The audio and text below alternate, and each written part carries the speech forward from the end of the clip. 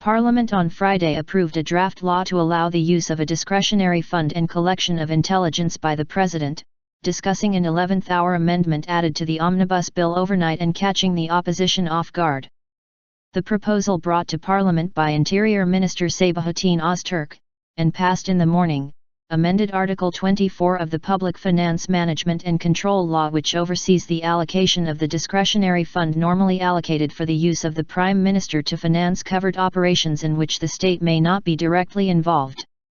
The alterations include changing the terms government requirements to state and government requirements, Prime Ministerial Budget to Presidential and Prime Ministerial Budget, and the family of the Prime Minister's family to the President, Prime Minister, and their families. President Recep Tayyip Erdoğan's use of the discretionary fund when he was Prime Minister has recently been at the center of debate. The main opposition Republican People's Party, CHP, has claimed that Erdoğan's discretionary fund expenditures amounted to 20.5 times that of the previous three prime ministers combined. It was revealed in the Turkish media in February that Erdoğan spent TL 103 million in 2003, TL 107 million in 2004, TL 85 million in 2005, TL 327.4 million in 2006, TL 432.4 million in 2007, TL 510.7 million in 2008, TL 634.4 million in 2009, TL 706 million in 2010, TL 951 million in 2011, TL 1.175 billion in 2012, TL 1.2 billion in 2013 and TL 1.075 billion from the discretionary fund in the first 9 months of 2014. Coming to a grand total of over TL 7.5 billion by the end of 2014. The bill was brought to the General Assembly on Friday after Parliament overwhelmingly passed into law a security bill to broaden police powers and allow the use of firearms against demonstrators. The bill was approved with 199 votes for and 32 against after a 16.5-hour parliamentary session. The 132-article security package passed into law with 69 articles, as the Justice and Development Party, AK Party, decided not to discuss 63 articles so as not to delay the approval of the bill any further. The low number of opposition members present at the parliamentary session during the passage of the security bill and the subsequent omnibus law package involving articles pertaining to the appointment of 47,000 new teachers and government aid to newlyweds, seen by many as stunts by the ruling party to tantalize voters before the general election in June, meant the AK party's last-minute addition of the article allowing the president to collect intelligence and use the discretionary fund was passed into law largely unchallenged.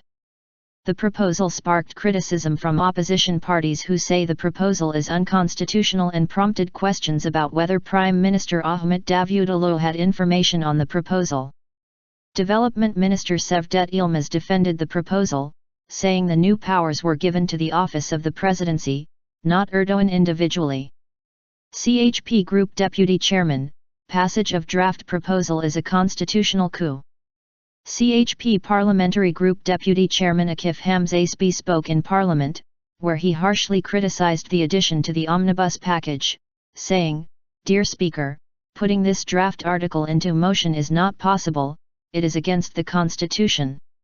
Stressing that the Constitution requires the President to be impartial, Hamzayeşbi underlined that it is unable to hold the President accountable for actions committed during his term in office, going on to say that giving the presidential office should not be allowed to collect intelligence. If this draft process is finalized, then with this proposal the parliamentary system will truly be taken into the waiting room. This is a constitutional coup, said Hamzayeşbi. Hamzayeşbi also spoke to today's Zaman regarding the draft proposal allowing the President access to the discretionary fund, saying, allowing the presidency usage of the discretionary fund, which is normally under the control of the Prime Ministry, is against the Constitution. According to the second chapter of the Constitution, which outlines the qualifications and impartiality of the President, if the President-elect is a member of a party, his/her relationship with his party shall be severed and his/her membership of the Grand National Assembly of Turkey shall cease. Also, Article 105 of the Constitution states, "No appeal shall be made to any judicial authority, including the Constitutional Court, against the decisions and orders signed by the President of the Republic on his/her own initiative." The President can only be impeached for high treason through a proposal by at least a third and a vote by at least 3/4 of Parliament. MHP Group Deputy Chairman, proposal aims to form parallel Prime Ministry in Presidential Palace. Octave Vural, the Parliamentary Group Deputy Chairman for the Nationalist Movement Party, MHP, also spoke to today's Zeman, calling the proposal the unlawful formation of a parallel Prime Ministry in the Presidential Palace. In Parliament we deputies chose the head of the Constitutional Court, as a nation, as deputies.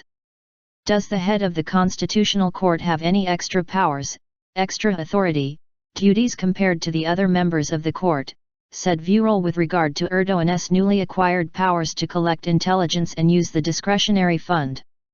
Erdogan wants to use the discretionary fund, which is normally under the provision of the Prime Ministry, because he was chosen by popular vote. Where will he use it? Discretionary fund, for which aim will he use it for? This law is the formation of a parallel Prime Ministry in the Presidential Palace. CHP submits a parliamentary question for PM to answer. CHP Deputy Chairman Sezgin Tanrıkolu on Friday posed a parliamentary question to Davutoglu regarding the passage of the law allowing Erdogan to use the discretionary fund. Tanrıkolu asked about the reason for allowing the President control over the discretionary fund and whether this is unconstitutional. Tanrıkolu also asked under what circumstances the Prime Minister or the President will be able to use the discretionary fund. Stating that the law necessitates that there be at least 3 signatures for the discretionary fund to be used, Tanrıkolu inquired whether the allegations that the Prime Minister was using the discretionary fund on his own accord were true. Ali Aslan KL contributed to this report.